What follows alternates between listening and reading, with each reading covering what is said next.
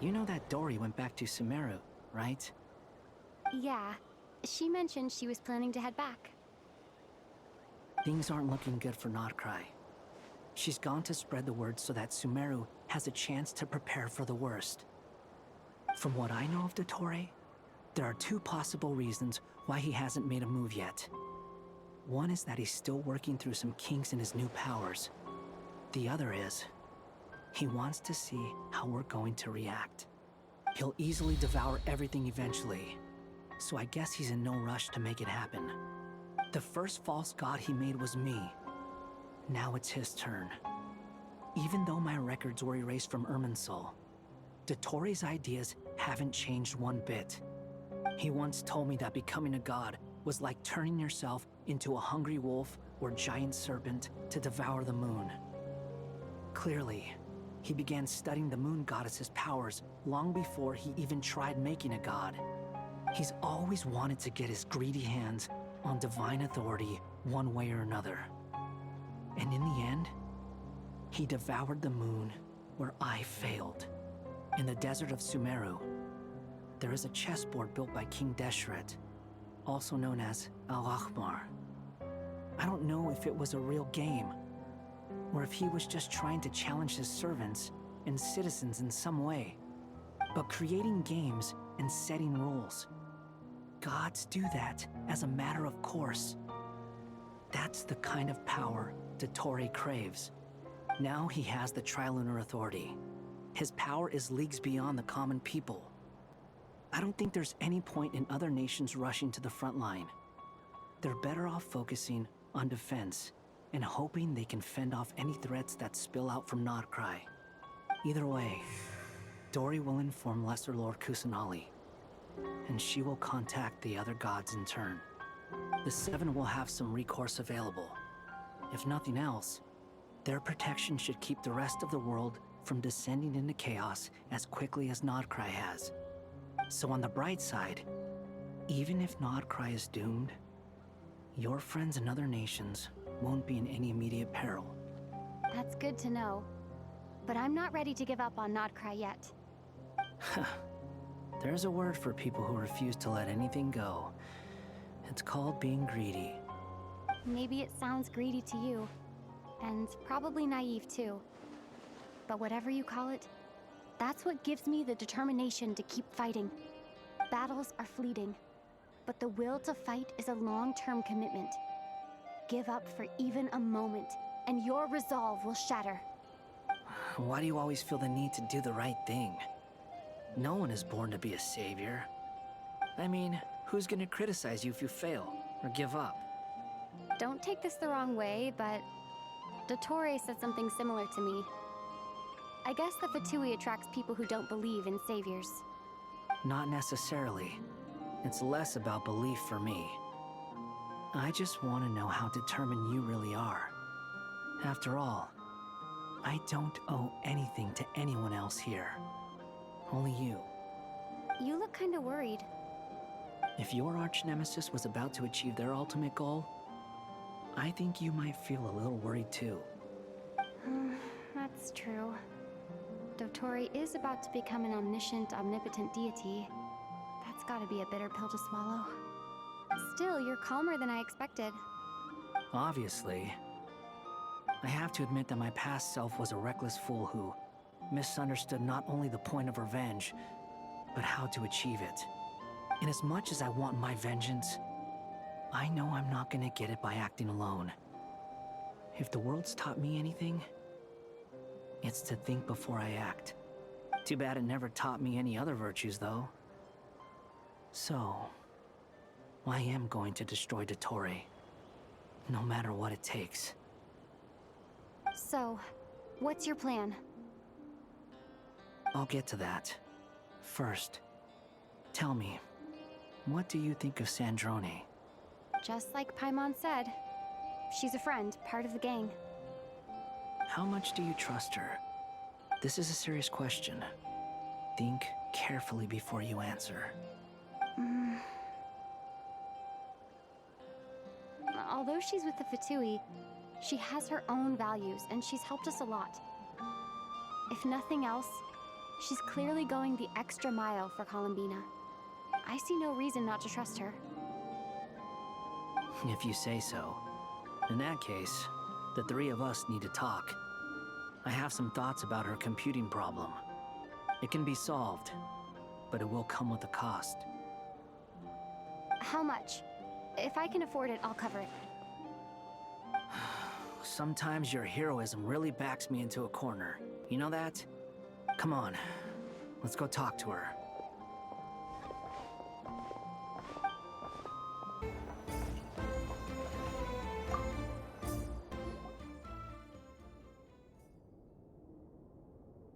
Miss Androne, Traveler. Hey there. Paimon's here too! She was just helping them sort through their things.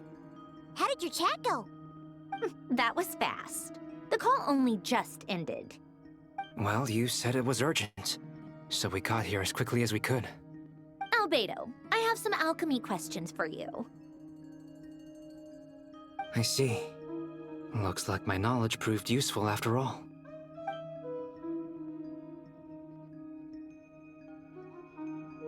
If I might ask, what is the end goal for the modified formula you'll be using? I needed to predict the future of the entire world. But I've run into some teething issues since trying to implement Renee's theory of the four Orthants. I see. I'll have a look at it. Still, computing power is the real issue here. How do you plan to solve it? About that, it's been sorted. Oh, with the Traveler's help? Actually, you're not wrong. She found the person with the solution. Was it Hat Guy? Yeah, it was him. Wow! Go Hat Guy! Seems like all that time studying at the academia is paying off big time. But where is he?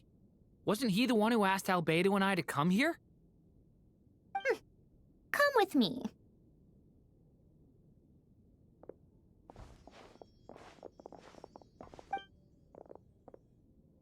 Hat Guy? What's happened to him? Hat Guy! Can you hear us? No response. I guess he's in hibernation. Hat Guy mentioned that he was a puppet. It seems that his functions are currently shut down. I presume this has something to do with the solution to your computing problem. That's right. He and the Traveler came to see me. Wait, what? You have a solution? Would you calm down? Why do you always react so hysterically to everything? Excuse me? How would you know? You shouldn't be so quick to judge complete strangers. It's very bad manners. Oh, please. It doesn't take that long to figure out that you have a temper. Where does a mere student get that kind of confidence? I've actually published more papers than you. Not that status counts for much. Even Paimon's applied for academia admission. Huh? Are you serious? See? This is why I can't be bothered to explain myself. She recognizes no one's skills but her own. Okay, fine. I'll hear you out. So, tell me, how do you propose to solve my computing power problem? This world itself is constantly processing all kinds of information. If it's the world's future you're trying to calculate, you need a processing device that's designed to cope with that volume. Easier said than done. Only Irminsul can handle that kind of... Wait, is that what you're suggesting?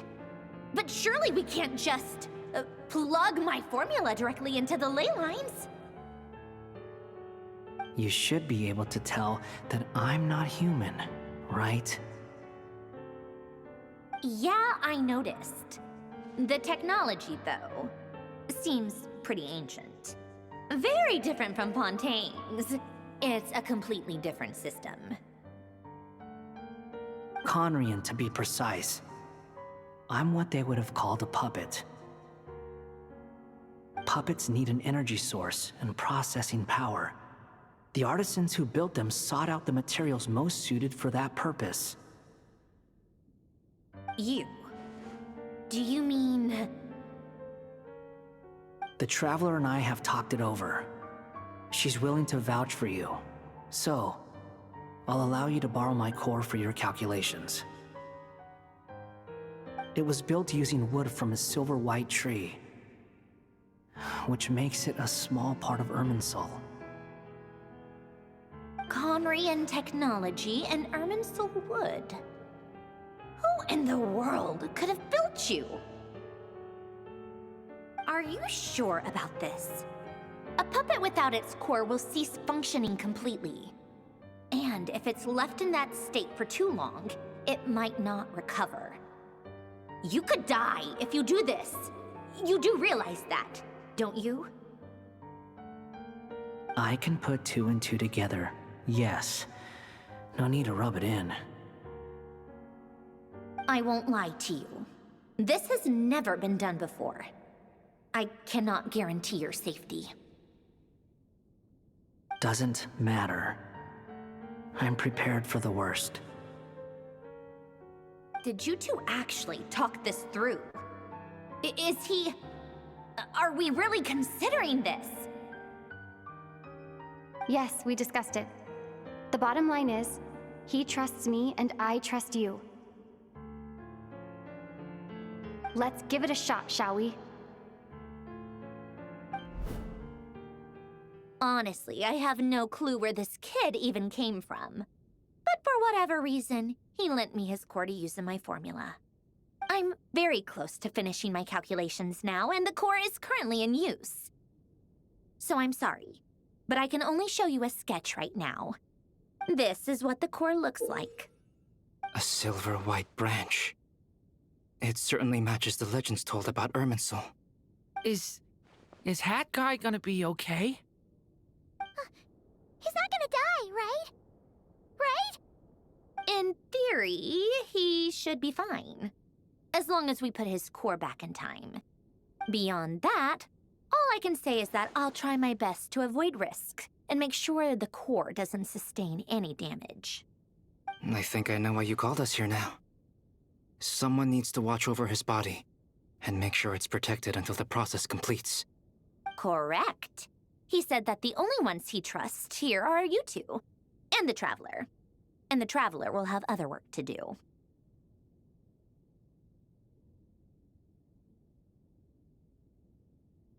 He will have our undivided attention. Aw, Hat Guy. On a more positive note, things are progressing steadily on my end. I'll call everyone in for a meeting once the results are out.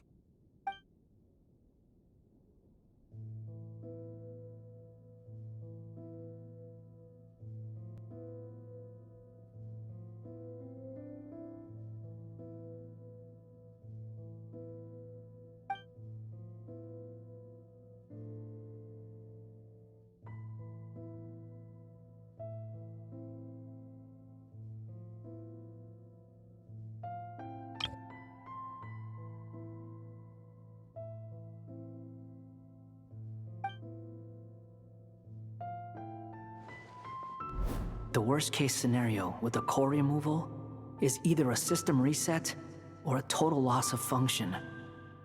But I'm not afraid. A quiet death should have been my fate long ago.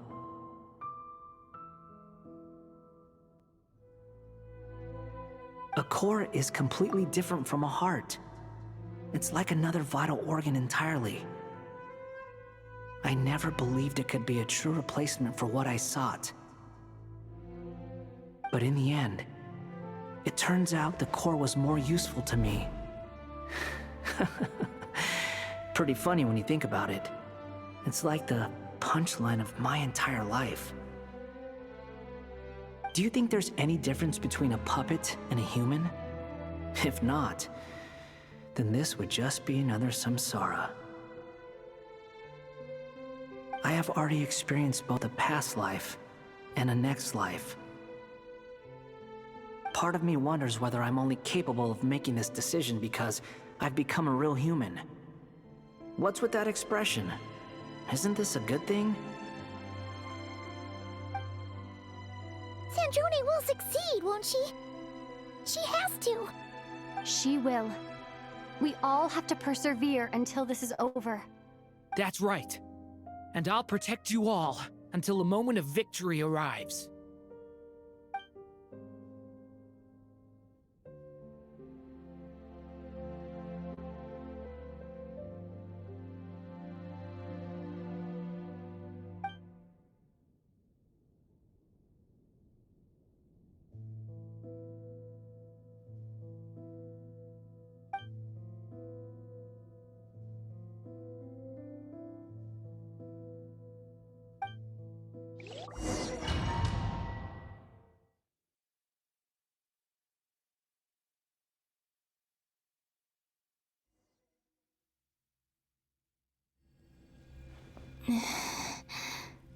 Who are you? Call me Sonnet. You have the same power as Canon. Sonnet. So, you're the goddess of the iridescent moon? Oh, goodness. You recognize me? Well then, what's your name?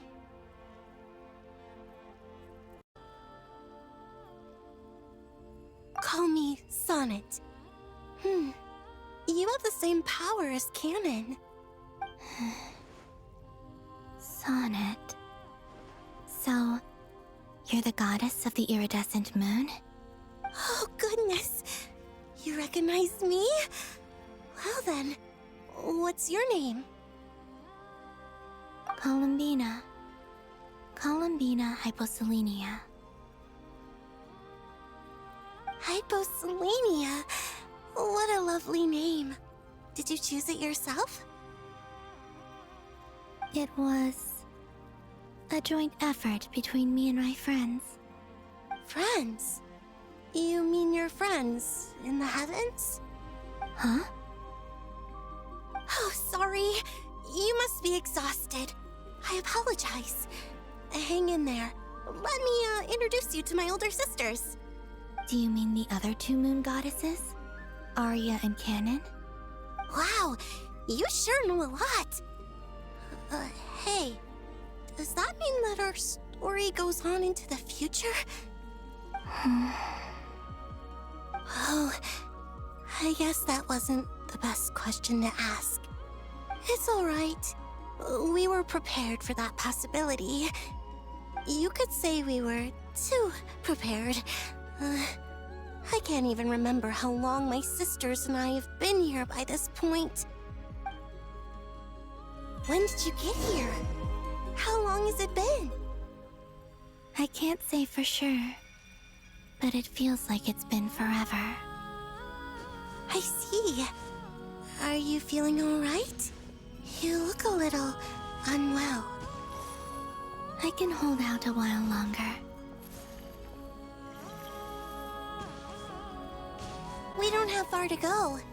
The place where my sisters and I are based is just up ahead.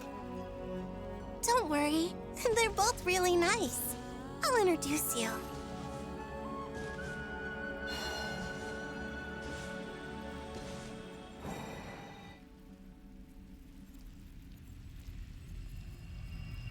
Sisters! I'm back! And look who I've brought with me.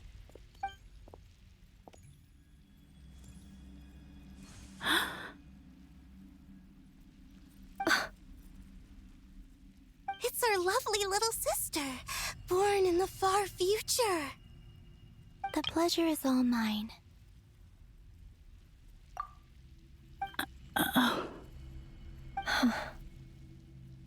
Allow me to introduce you to Columbina hyposelenia.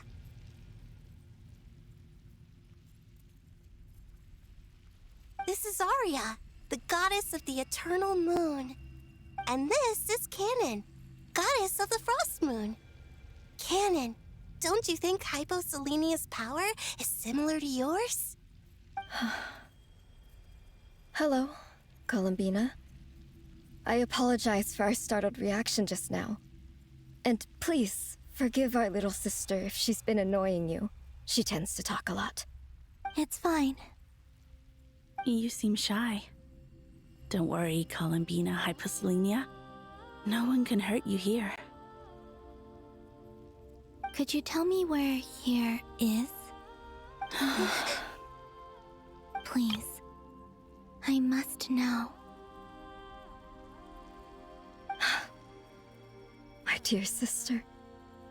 This is where Tevat's original ruler, the Dragon King Nibelung, imprisoned the moon goddesses. What? You're scaring her, Canon. No, I'm fine. Please, continue. Nibelung, our original master, created us in the distant past to maintain Tevat.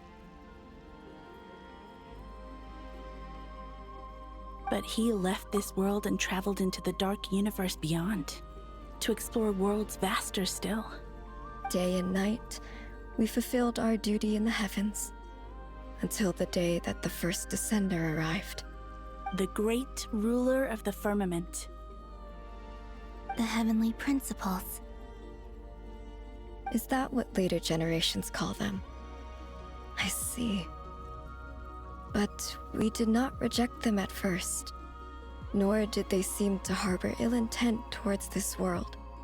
We coexisted in peace. They were like a guest in our home. Slowly, however, we came to realize that our guest had a growing desire to change and dominate the world. And you didn't stop it? No. There was an order to the rules they set up that Nibelung never taught us. We wanted to know if this order would bode good or ill for Tevat.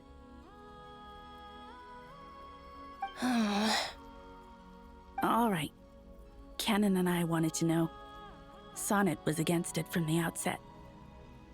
Later, we discovered that this great ruler of the firmament bore an almost paranoid hostility toward the desire of certain life forms to seek power. Or perhaps they feared them. They would even cast down celestial nails as manifestations of their power, to punish the civilizations of the world below. Only this was far beyond mere punishment. Right. Their rules brought order, but the price people paid for merely testing the limits of those rules was far too great. I did everything in my power to help the punished escape catastrophe, but still, too many lives were lost. The ancestors of the Frost Moon Scions were some of the ones you helped. But just when we had decided to take countermeasures, the Dragon King, Nibelung, returned. And so began the War of Funerary Flame. So, that's the name the world gave that war in the future.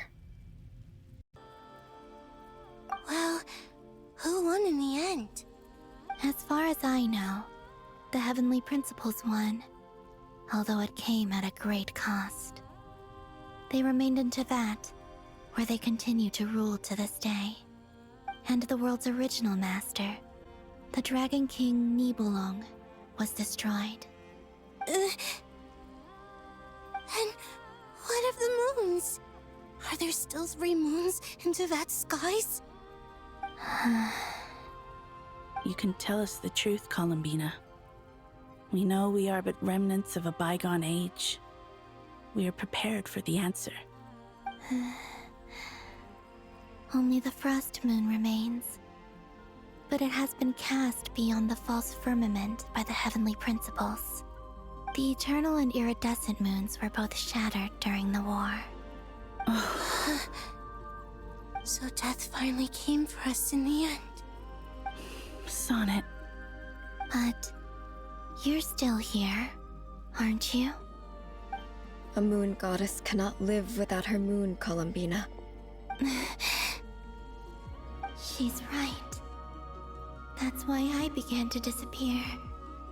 because the frost moon is cut off by the full sky. How much worse it would have been if it were outright destroyed. Our souls may endure within this lunar palace, but if our moons are destroyed, Then we shall disappear the moment we depart from it. I'm sorry. There's no need to apologize to us, dear sister. If anything, we owe the world an apology. If only we'd decided to act sooner, rather than arguing amongst ourselves. all the more reason not to spend this time in regret and repentance. Instead, we should focus our efforts on how we might help our future sister. Sorry? Don't you see, Columbina, your story is not yet over. Is that not why you are here?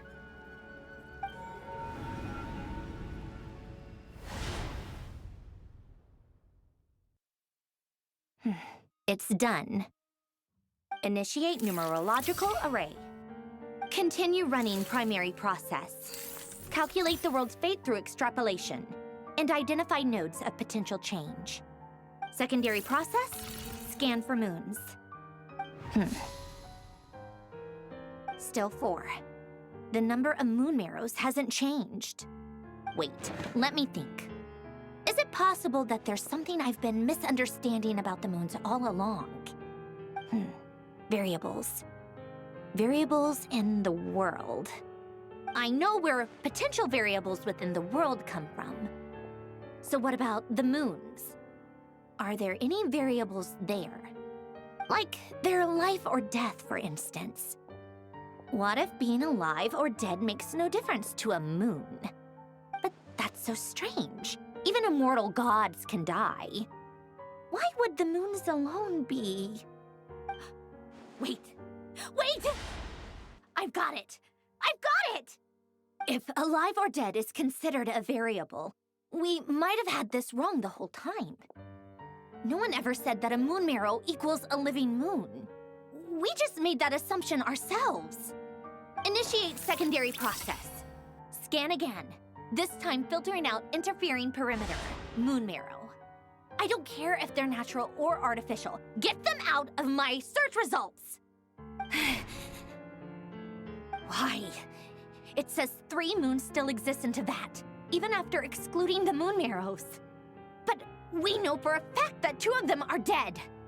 Redo the scan. Narrow the results to living moons and real moons. No, scrap that. Narrow it down to moons that have lunar authority and remain alive. Why?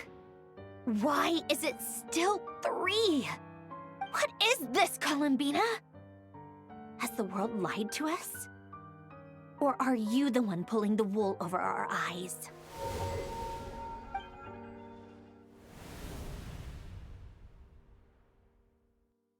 So, you think that the moon's reflection might be where Nibelung imprisoned the 3 Moon Sisters? Yes, it would explain a lot, such as why that space would respond to a moon goddess's power, opening the moon gate at her command. It would also explain why Miss Columbina has been unable to leave, and why time flows in reverse there. In the messages she sent, Columbina promised us she'd find a way to return, but we have no way of knowing how, when, or where this might happen. The fact that she still has yet to reappear in this world indicates that returning from that place is no easy feat. We cannot afford to simply wait for her. So you're saying, if she could return by her own power alone, she would have done so long ago. Yes, she certainly wouldn't leave it to this late stage when it's so touch and go. I've been giving this some thought, and I've come to believe that Luana's Har might be an anchor that she left behind, as a sort of future waypoint. This could also explain why Luana's Har is always by the traveler's side. Sounds like a plausible theory. If that's the case, there must be some criteria we need to fulfill to allow Columbina to return to the present. The question is, what could they be?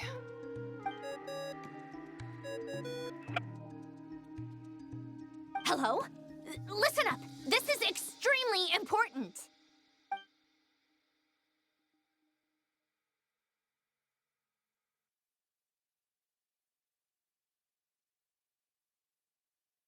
Not only is Columbina alive, but she may well exist in a form unimaginable to us. I'm still unclear on the details, but she's done something truly inconceivable in the past.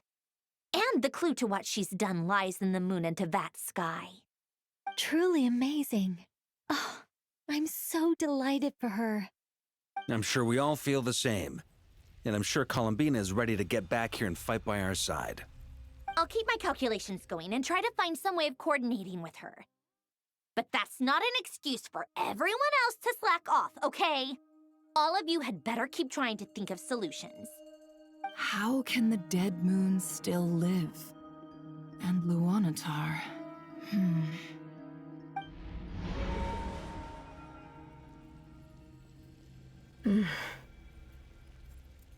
It's hard to believe that's what will happen in the distant future. Our authority is linked to the most fundamental rules of Tevat. I suppose it's no wonder that many would covet that power. I didn't realize that when you said friends, you meant people who live down in Tevat. That's so lovely. I always wanted to go down there and have some fun. Have you ever tried leaving this prison? Of course. Between us, we've tried everything. But no matter where we go, this space will eventually bring us back here. It's like the center of a whirlpool. Everything ultimately converges here, at the moment when Nibelung imprisoned us. In that case, have you tried using any of those pathways that connect this space to the real world? Sorry? What are those? They're passages through which you can make small-scale changes to reality by using Kuvaki. Or am I the only one who can use those passages? Because part of my soul remains in reality. Kuvaki. What is that? You don't know? It's a unique kind of elemental energy found only in Nodcry, the land from which the moons arose. Oh. Well, it's true that the moons first rose up from the part of Tevat you say is called Nodcry. But there is no difference in the elemental energy between there and anywhere else. What? Could you show us some of this Kuvaki? Hyposelenia? Maybe if we see it, it'll make more sense. Okay.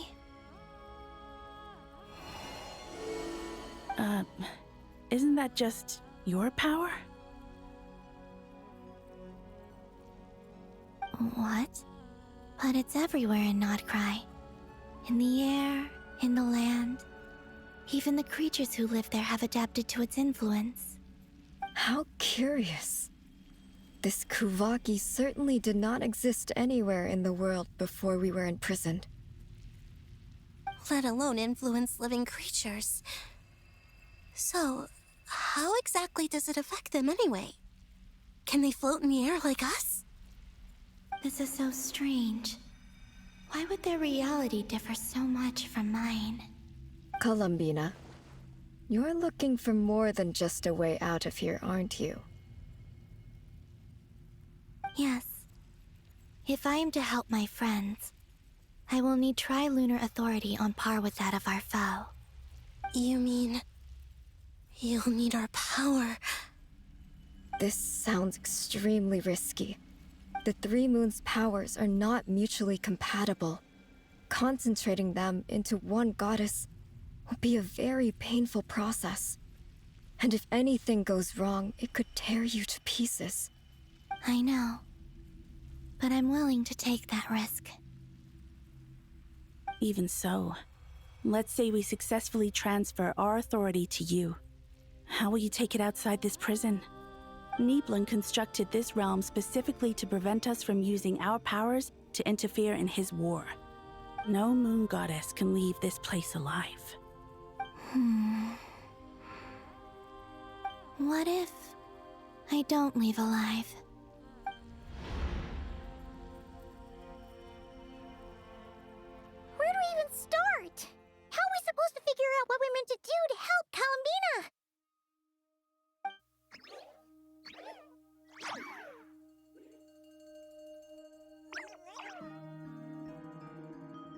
Columbina, what do you need from us? If she really got to the beginning of time in there, how do you think she'd leave us a message?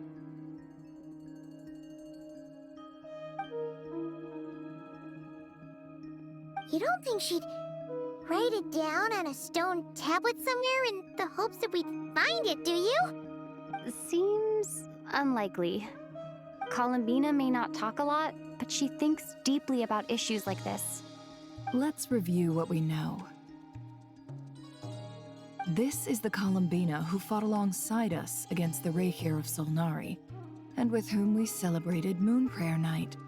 She knows our personalities, our ways of doing things, even our unique strengths and abilities. So, if she wanted to tell us something from a long, long time ago, what would she do? Oh.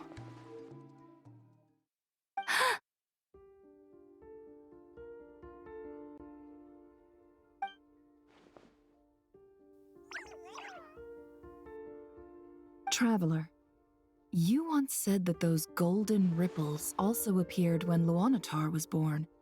What if Columbina left Luanatar here, not just as an anchor to the real world, but for some other purpose?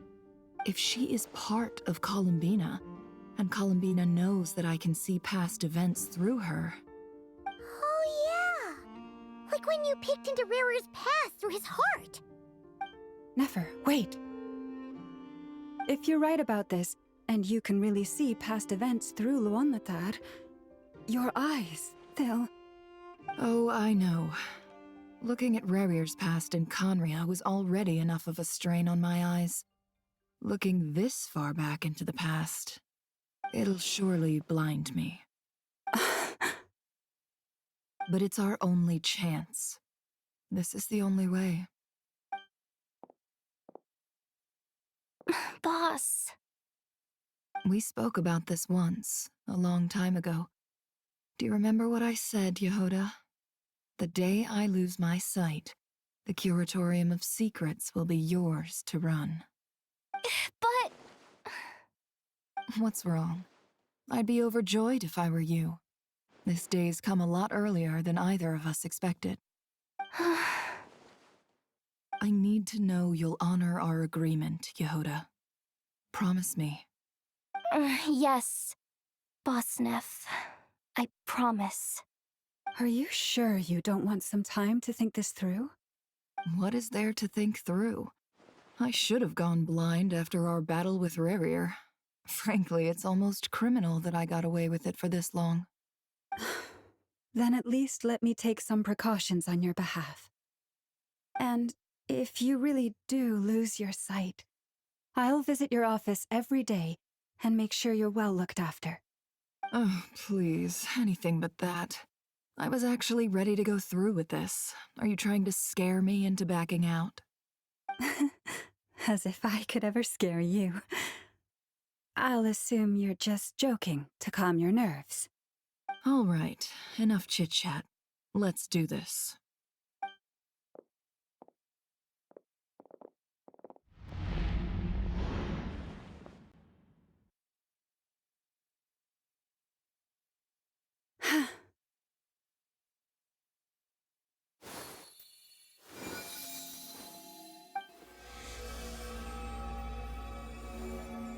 All done. Good. Now give me some space.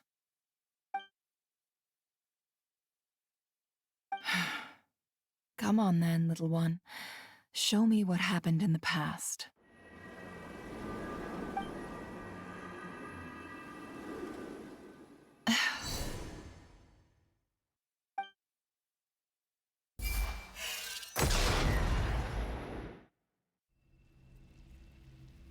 Between the Trilunar Authority, Kuvaki, and the soul-surviving moon, the Frost Moon, I think I might know how to get back.